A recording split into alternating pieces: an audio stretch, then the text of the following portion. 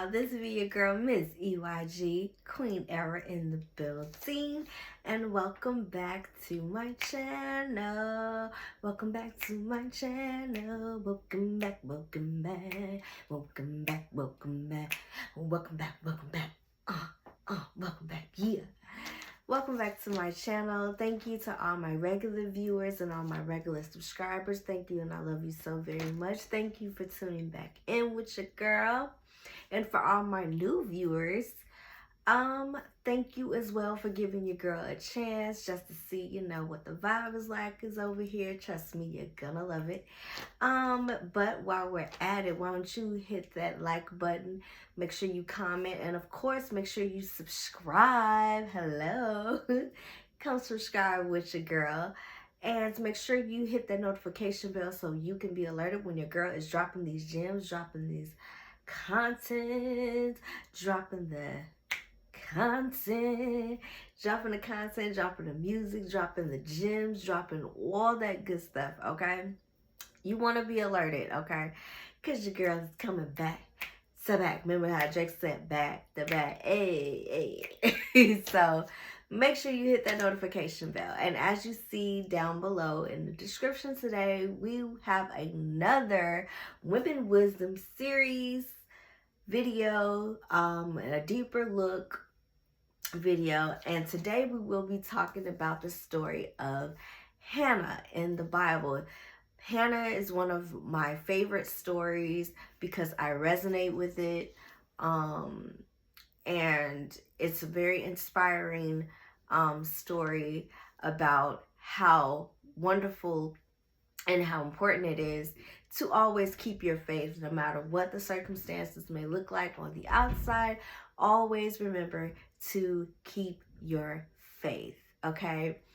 But we're gonna get into the story in just a little bit. But before I do, again, if you have not yet, what you waiting on? Okay, make sure you hit that like button. Make sure you subscribe. Hit that notification bell. Ding, ding, ding. So you can be alerted, okay? So I got more stories to come. So as of always, I choose to tell the stories of these biblical women because I feel that it is extremely important to share their stories just as well as we share our kings in the Bible story. The queens need their recognition as well, okay? They have so much inspiration to us women individually. And I'm going to get into how the story of Hannah kind of resonated with me and inspired me to keep my faith as well. But I'm going to get into that in a second. So without further ado, again, I cannot stretch it enough. We are on our way to 100 subscribers. I know that's not a lot, but hey, you got to crawl before you walk, okay? So if you have not, make sure you hit that subscribe button, all right? And also hit that notification bell. And tell a friend to tell a friend. Don't be afraid to share, okay? Tell a friend to tell a friend that Miss EYG Queen Era, okay? We on the road to 100 followers, and we almost there. So let's get it. Let's go. Okay, so we're gonna, as I said before, we are talking about the story of Hannah today. So her story can be found in 1 Samuel. Okay, 1 Samuel 1. Now bear with me, y'all, because I'm gonna be talking through. I'm gonna stop and kind of like explain things and kind of like resonate my story a little bit along the way to make the connection. So bear with me, okay? But of course, if you want to at any time stop and pause the video so you can be able to read it yourself, and then you want to come back, then you can do that as well. You're free to do that. But I just I like to make comparisons and actually explain things as in the midst of me reading, okay? So sorry, y'all, but I gotta do it. That's how I do it. Okay. So, 1 Samuel 1, okay? And she's in this entire chapter. Yep, the entire chapter 1. Okay, and it reads, and there was a certain man of the mountains of Ephraim, and his name was, Elkanah. Basically he was a Ephraim. I'm so sorry. My biblical speech, I'm still learning how to get that under wraps, and sometimes is because the names are different in certain Bibles, so it's like, ugh, how do you say it? So bear with me, y'all, okay? Don't judge me, okay, y'all? If you're following along and if you read the name different, then okay. Love you. So yeah, there was a man named Elkanah, and he had 2 wives. And one name was Hannah, and one name of the other was Peninnah. We're going to say Peninnah. Peninnah had children, and Anna had no children. So Hannah was one of the barren women. And I can resonate with that because I also was a barren woman. Still is. But yeah. So he had 2 wives. One was barren, one had children. Okay. And now this man, he went up from the city year by year to worship and slaughter to the Most High Yah of hosts in Shiloh, and 2 sons of Eli, the priests of Yahuwah, were there. Okay, so he did a yearly, basically ritual of going to sacrifice to the Most High, and 2 sons of Eli was there with him as this was being done. So he would do this yearly. This was a yearly thing that he would do. So remember that, okay? And when the day came for Elkanah to make a slaughtering, he gave portions to Peninnah, his wife that's barren. He gave a portion to her, and he gave a portion. He gave portions to Peninnah, his wife, and to all their sons and daughters. But although he loved Hannah, he gave only 1 portion to Hannah because Yahuwah has shut up her womb. And I want to stop right there because in another Bible, it says he gave a worthier portion to Hannah, and he gave just a regular portion to Peninnah because he loved Hannah, but he didn't love the woman that he had children with. Okay, but he still gave them a portion because that's still his wife, and those are still his seeds. And it reminded me of Jacob and Enoch when they sacrificed and gave sacrifice for the Most High, and they had portions to give to the Most High. Jacob had always given Most High, the best portions, while Esau was said to have given him just poor portions. Just, you know what I mean? He was just giving him whatever. He was just sacrificing whatever. And that, in the instance, that's not okay in the Most High's eyes.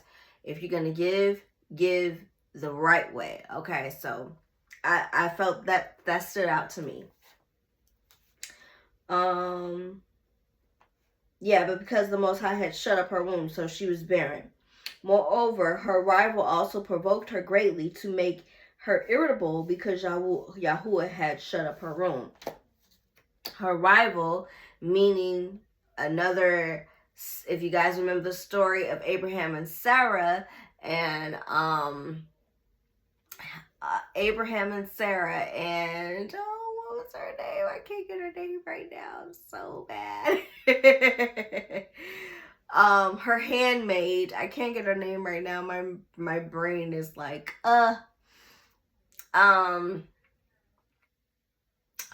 it's on the tip of my tongue. So what was her name? It's on the tip of my tongue, y'all. Hold on. So it's another situation where Abraham and Sarah, Hagar. There we go. I knew it was, okay. Hagar. So Abraham and Sarah situation where it's after Sarah had lost faith and told Abraham to go into her handmaid and she will bear a son through her. And then after a while, Sarah and her became rivals because, okay, she felt like, okay, well, I'm the handmaid, but at the same time, I have his seed and you don't. So they became rivals because it became a competition thing. Now it became a thing of jealousy. So when it says here that her rival provoked her greatly to make her irritable, that reminded me of the Sarah and Hagar situation, that, you know, okay, my husband has children with you, but he doesn't have children with me. And she's provoking her, saying basically, you know, making fun of her or throwing it in her face that she has children with their husband and she doesn't, you know. So but we're gonna keep going.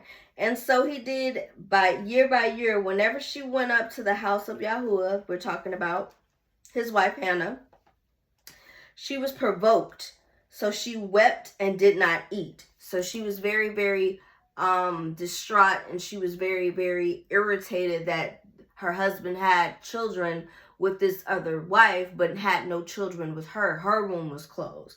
And I can resonate with this because being a barren woman, it does get frustrating.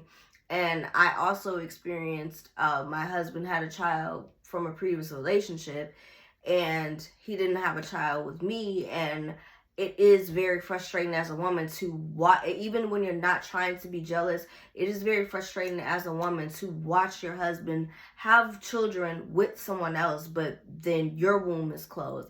But I later on found out why my womb was closed, so it helped me to make peace with it. But I'm saying in this instance, it's a very difficult and painful thing to watch your husband have children with someone else and then he doesn't have children with you. It's very painful and it's very hurtful, you know. And yeah, so I can imagine what she was going through. So it said that she was so bitter and so she cried and she did not eat. And her husband Elkanah said to her, Hannah, why do you weep? He's basically saying, why are you sad? Why do you not eat? And why is your heart sad? Am I not better to you than 10 sons? He's saying, am I not a great husband to you? Am I not a better for you than 10 sons? Like basically saying, why do you feel like we have to have sons? We have love. And that's something else that my husband used to tell me too. He's saying, you know, it's okay if you didn't have children. Our love is, and our bond is way stronger than anything, you know what I mean? So that's basically what he's saying to her, like, am I not a great husband to you? Am I not all that you want, you know? Why are you so sad and grieving in spirit over not having any children? Aren't I a good husband? Okay. 9. And Hannah rose up after eating and drinking in Shiloh while Eli the priest was sitting on the seat by the doorsteps of Yahuwah.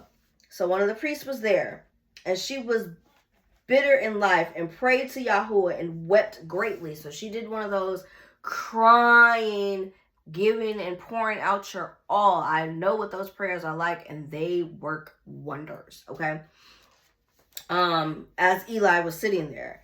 And she made a vow and said to Yahuwah of hosts, if you would indeed look upon the affliction of your female servant and remember me and not forget your female servant, but shall give your female servant seed of man, then I shall give him to Yahuwah all the days of his life, and let no razor come upon his head, sorry. And it came to be, as she wept on praying before Yahuwah, that Eli was watching. So she's making a request to the Most High. She's praying and crying out to him. Like she is crying bitterly. And she's basically giving the Most High her all in this prayer. Okay. As Eli is watching, and she's making a promise to the Most High. If you remember me and give me a son, I will give him back to you. I will make sure that he is praised by you. I will make sure that he knows your name, know your face, that he walks according to your ways, that he's, you know, I'm giving him back to you, basically, in righteousness, like saying that he's going to be yours, you know, you do with him as you wish to do with him, which is have him walk and teach your people of your statutes, your commandments, and your ways. I'm going to give my son back to you so you can do whatever it is that you want, right? And as she's saying this, Eli the priest is watching. And it says 13, and Hannah spoke in her heart. Only her lips moved, but her voice was not heard. And Eli thought she was drunk. So he thought she was drunk because she was doing all this crying, but she was praying and she was just mouthing the words. There was no words coming out, but she was just mouthing what she was saying, her prayer. And Eli thought she was drunk. And then Eli said to her, how long are you going to be drunk? Put your wine away from you. And Hannah answered and said, no, my master, I am a woman pained in my spirit, and I have drunk neither wine nor strong drink, but have poured out my being before Yahuwah. She's saying, I'm not drunk. I'm pouring out my heart. I'm pouring out my soul. I'm pouring out, I'm grieved in spirit, and I'm pouring out all my pain and giving my all to the Most High, right? Isn't that what the Most High says he wants us to do with our prayer? He said, give me all your burden. Put all your supplication onto me. Pour out everything that you, give me your everything. Give me your all. And this is exactly what she was doing. This is exactly the type of prayer that she was praying. She was giving the Most High her all. So she had to let Eli know, like, no, I'm not drunk. I'm just pouring out my grieved spirit. I'm a woman grieved in spirit, and I'm pouring it out to the Most High right now. 16. She continued to tell Eli, do not take your female servant for a daughter of Baal, for it is out of my great concern and provocation that I have spoken until now. And Eli answered and said, go in peace. The Elohim of Yisrael give you your petition which you have asked of him. Okay, so he's telling her, go ahead and go in peace. You've given him your all. Now rise up in peace and have faith and believe that he will answer and give you what you just prayed for. Okay, even though Eli might have not known exactly what she prayed for, he told her to get up and go ahead and go in peace. You did all that you had to do. You came to him as humble as you could, and you gave him your all. Now go ahead and go in peace. Okay. 18. And she said, she's telling Eli again before she walks away, let your female servant find favor in your eyes. And the woman went her way and ate, and her face was no more sad. So that means her faith kicked in, right? She knew that the Most High heard her. She cried out to him. She understood exactly what she was supposed to do. She did what she was supposed to do. She cried out to him. The Most High heard her. Eli heard her. And she was no longer sad or grieved in spirit, because that's when her faith kicked in and said, you know what? I know he heard me. I have nothing else to worry about. I know he's going to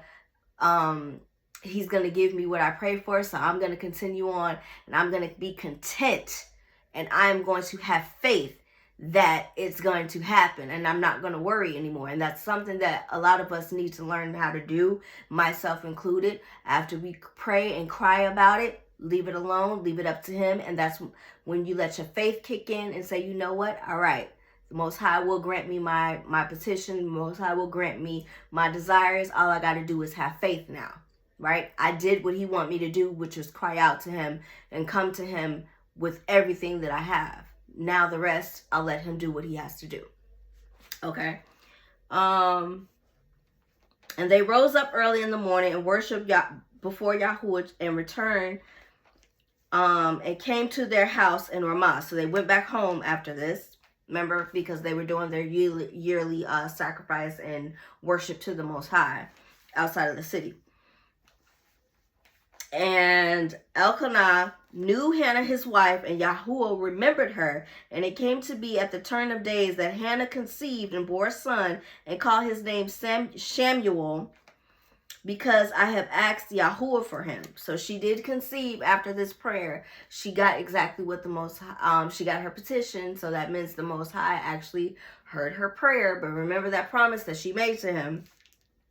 And the man Elkanah and all his house went up to slaughter to Yahuwah the yearly slaughtering, the yearly slaughtering that he does every year.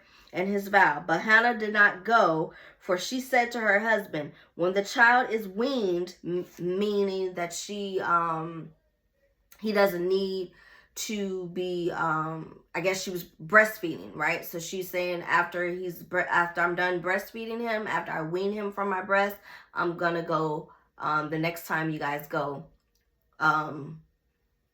to the slaughtering place where they slaughtered and made sacrifices for the Most High.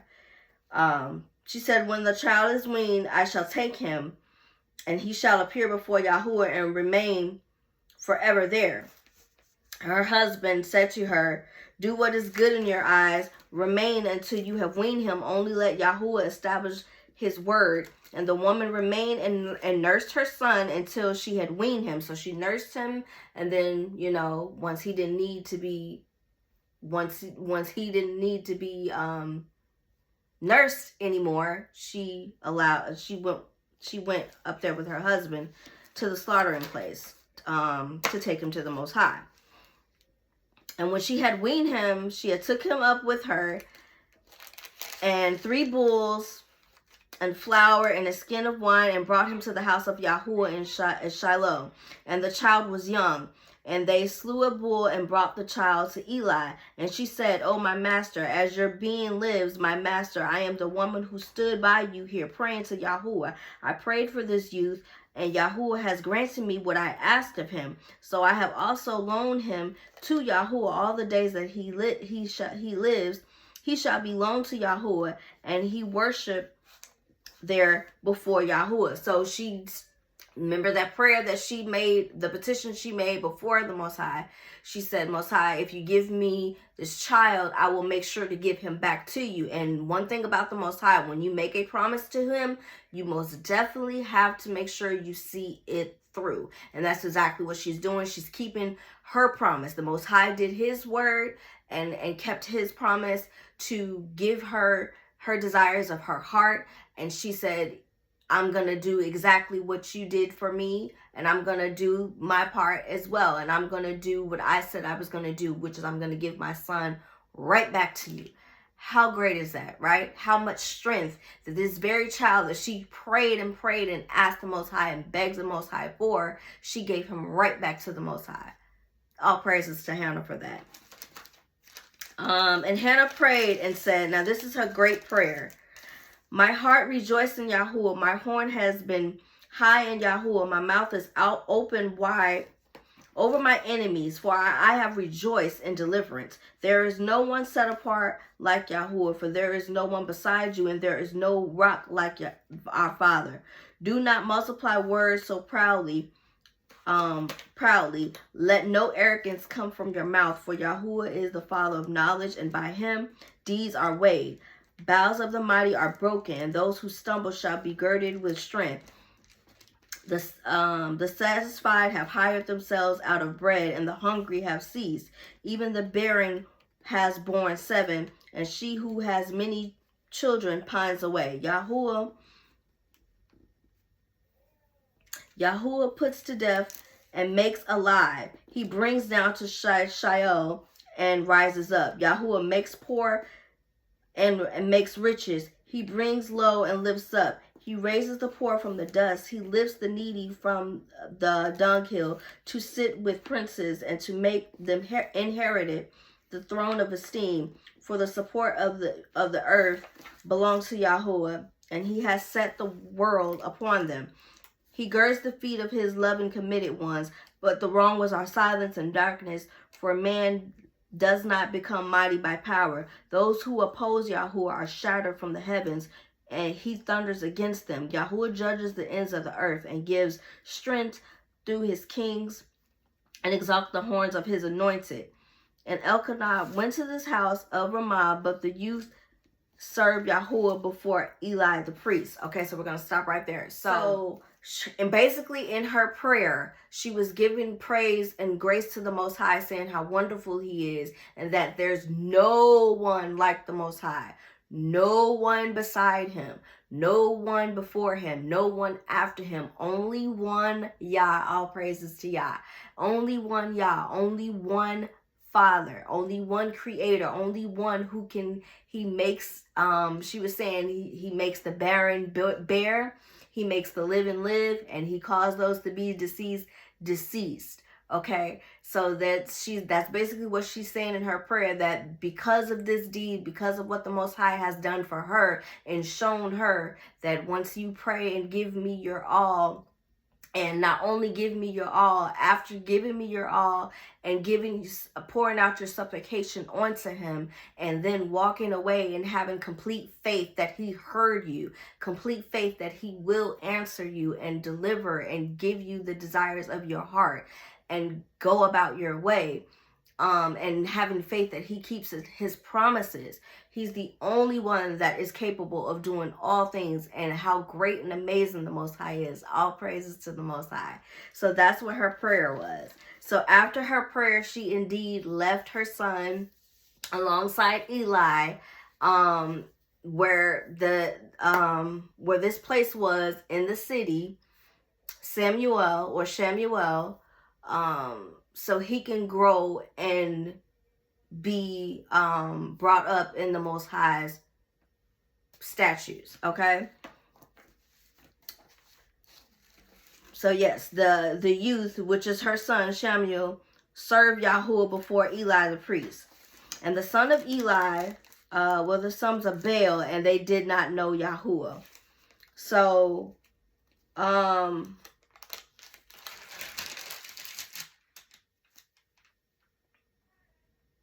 oh goodness. Oh, so I forgot to mention, so basically, before I go on, I was supposed to mention it earlier, that Elkanah was Hebrew and Egyptian. So he was half Hebrew, half Egyptian.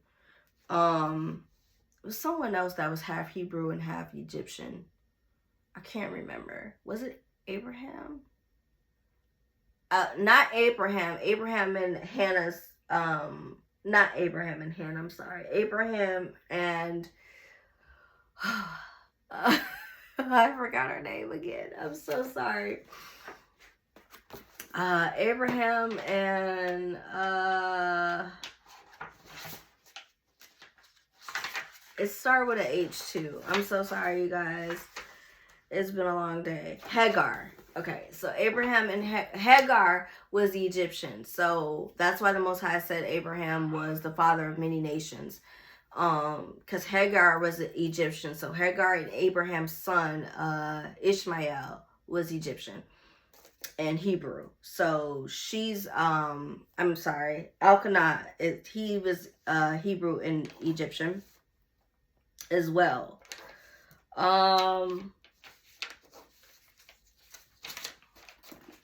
But they said the sons of Eli, they did not know the Most High. So of course, the Most High rose up, used Shamuel, which is Hannah and Elkanah's son, to be king and reign over the children of Israel, because Eli's children were in fact evil and did not know the Most High and did not keep his statutes, laws, and commandments. I'm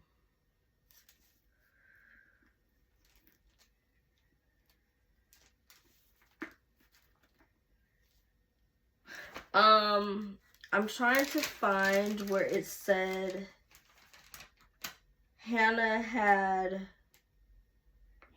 I'm sorry guys,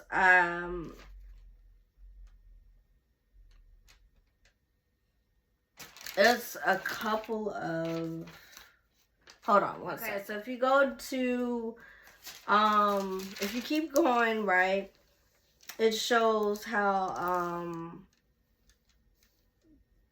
verses, we're still in 1 Samuel, so 1 Samuel's 12 to, I want to say, 19, is basically saying what they did, for the sake of the time of the video, but what they, I'm gonna just stop there, but from verses 12 to 19, basically the certain meats that they took at the time to sacrifice to the Most High when they took their son to be to serve the Most High, and for Hannah to keep her promise. She dressed him a certain way and things like that. But if you get down to verse 20, and it said, and Eli blessed Elkanah and his wife and said, Yahuwah give you offering from this woman for the one she prayed for and gave Yahuwah. Then they would go to their own home. And Yahuwah visited Hannah so that she conceived and bore 3 sons and 3 daughters, while the young Samuel grew before Yahuwah. Okay, so I'm going to stop right there. The rest of the chapter is basically saying how he grew older and how the Most High called onto him, basically his spiritual awakening. Him and Eli, basically how their child Samuel grew to know the Most High, and how Eli was there to help him along the way.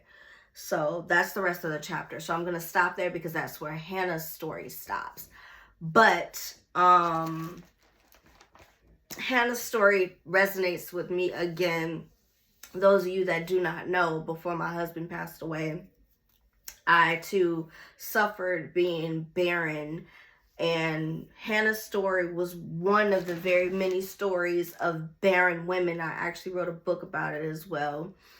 Of barren women that I resonated with, that helped me to realize that I wasn't the only one. Even though I might be the only woman that I know was going through things at that time, that biblical women also went through the similar things, but it meant a reason. It meant that your womb is closed because it's chosen for a specific reason and for a specific time. So her story resonated with me a lot. As I said before, remembering that her husband has children with another woman, and really realizing how difficult that is to live through. And if you have never experienced it, you can't possibly imagine the pain and the frustration that it puts on a woman, you know. And I resonated with that. So, but I think that Hannah's story should be told in a way of so much strength and so much faith that she had to have had. Not only did she pray and beg the Most High for this child, she also had enough strength, the courage, and the willpower to, in fact, hold her end of the bargain and give her son back. The very child that she begged for and prayed for, she gave him back to the Most High. She gave him back to him, basically saying, this is your child, the Most High. This is your child. You have given him to me. He had came to my womb. You blessed my womb to be able to bring him here, and I'm going to give him back to you, meaning he's going to serve you. You're going to be his father. You're going to help. You're going to raise him how you want him to be raised, which is being the king and getting, everyone else who doesn't know your ways, getting them back in line. But that takes a lot of strength and a lot of willpower to give your child back, like she made that promise and she definitely kept to it. And I commend her for that, because a lot of females, it would be very difficult. A lot of women might see it be very difficult to give the Most High back the very child that you want. And she had to go back home basically being childless. But in that deed of her doing that, she was blessed to have 7 more children after that. So she had to have faith that the Most High would move in such a way that he would bless her for keeping her promise, and he will bless her again. And he did. He blessed her 7 times more after that. All praises to the Most High. So I commend Hannah for her story. I commend her for her strength. I commend her for her wisdom. And I commend her for her bravery of doing something that a lot of us might not have the courage or the bravery to do. But her story definitely teaches us to, no matter what, have faith. And it also teaches us that in the instant of you crying and giving the Most High your all, if you make a promise to the Most High, definitely make sure that you hold at your end of the bargain, because he will not fail you. He's gonna bless you 1,000,000 times more if you keep your end of the bargain. He's gonna keep his end of the bargain. You just gotta make sure you do the same, okay? But let me know in the comments what y'all think about this story. Make sure you read it on your own, okay? Read it on your own and let me know in the comments. Come back and let me know in the comments, what do you get from the story? How do you feel about it? What did I miss? What did I not include? Or what's something that I might have said in this video that you didn't think about, but now you can't unsee it. So that is it. Thank you guys for tuning into my channel. Make sure you like, comment, and subscribe. Do not be afraid. We all family here. Make sure y'all comment. Make sure y'all hit that notification bell so you could be alerted, okay? Help me get to 100. Help me get to 100, all right? I love you all. Be blessed. Happy Sabbath. Shabbat shalom.